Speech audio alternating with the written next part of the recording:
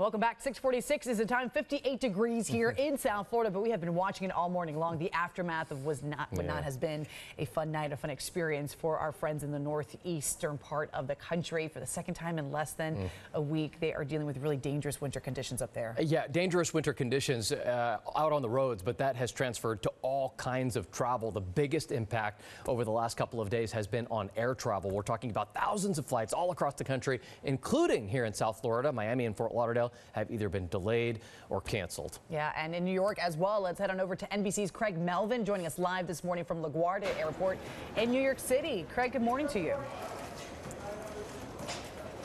Hey, Roxy, good to see you. Eric, good morning to you as well.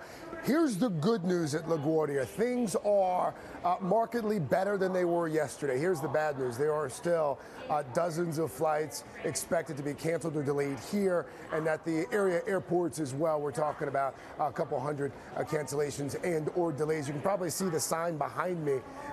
You can still see some red on the sign. This is the American Airlines terminal. 15 of the flights so far have been canceled, 15 of the 50 or so. Yesterday, we're talking about 2,800 delays or cancellations nationwide. Airlines today telling us they expect about 450 delays or cancellations to happen. So again, a market improvement.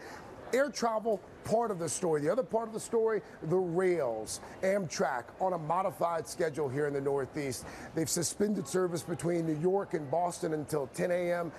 The roads in New Jersey yesterday alone, 300 crashes. More than 400 motorists had to be helped, according to New Jersey State Police. But the biggest story continues to be the power outages from Maine to Virginia. We're talking about a few 100,000 people who still don't have power. A number of those folks, keep in mind, just 9 days ago, there was another nasty winter storm that shut down power for a lot of folks. A number of those folks never got their lights back on, and they're still trying to recover again. So again, this is one of those mornings where a lot of folks in this part of the country sure do wish they were in that part of the country.